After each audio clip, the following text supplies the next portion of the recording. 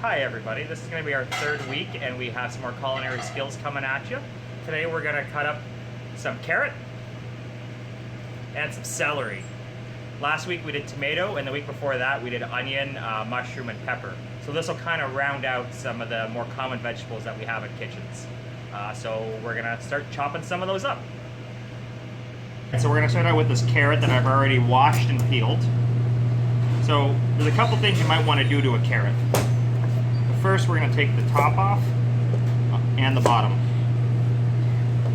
So let's say you want to put the carrot into a macedon or carrot sticks for a vegetable tray.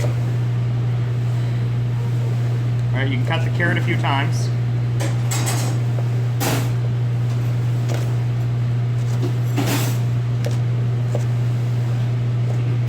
And right here we have a rough macedon, which is a 1/4 inch square by 1.5 to 2 inch. If you want a proper julienne though,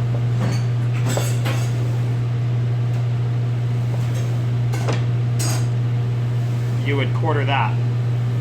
For a brunoise,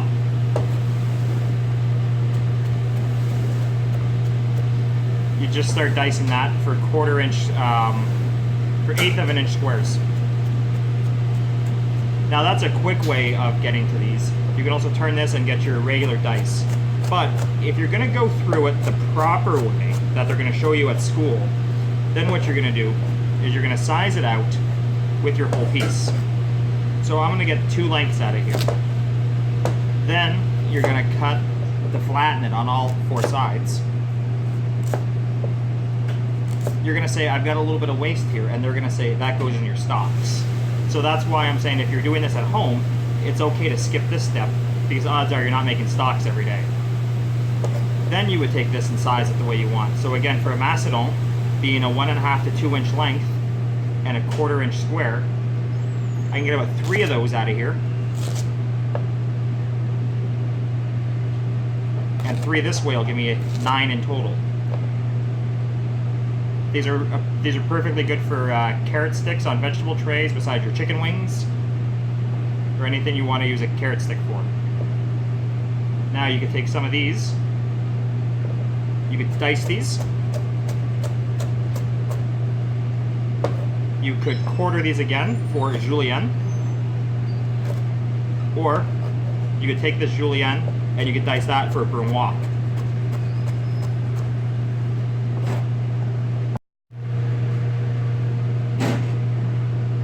Okay, I'm back with some celery and a knife. And this is my 3rd cut and we're gonna get it done this try. So I've already taken the bottoms off, I've taken the tops off. Why did I take the tops off? Because they look gnarly. Nobody wants to eat that. So the celery provides an interesting challenge. Now I'll show you how I do it at home and I'll show you the correct way, just like I did with the carrot. At home, if I were gonna slice this up or dice it or whatnot, I would just take it like this in the length that I want and I'd start running my knife through it. Make it a little smaller by going through it a few times in that direction. Slice it up, dice it up. That's how I would do it at home. But if you wanted to be completely accurate about it,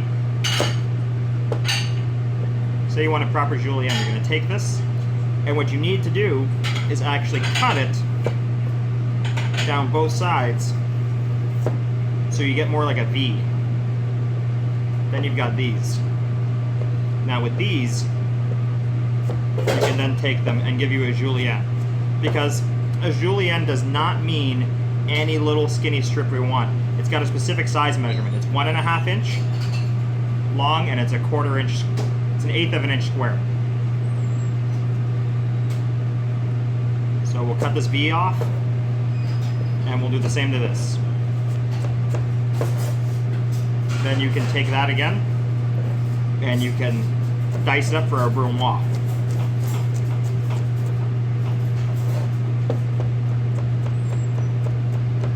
So just to recap on this, cut it into any length you want. If you want for a macedon or just a home style rough chop, go ahead and just cut it the way it is. If you want to dice it. But if you need to julienne it, and what you're going to want to do is So you're going to take that half moon that it is, you're going to want to put your blade on it, and you're going to want to slice it down and turn that half moon into a V. Then you're going to run your knife through it like this. Now, if you're going to be doing a lot of celery, you want to make it go faster, say you're just doing dicing, then by all means, take your whole stalk of celery, cut it to your desired width, maybe a couple more cuts at the bottom where it flares off, and then go through it. You could even do 2 or 3 or 4 sticks all at once, and then line them up for this. But remember, when you're doing it, make sure you keep your fingers curled up, you keep your thumb tucked in, and the knife resting on your knuckle. So that way, if there's any slippage, I dig into my fingernail, not into my actual skin. All right, thank you for this successful culinary skills lesson.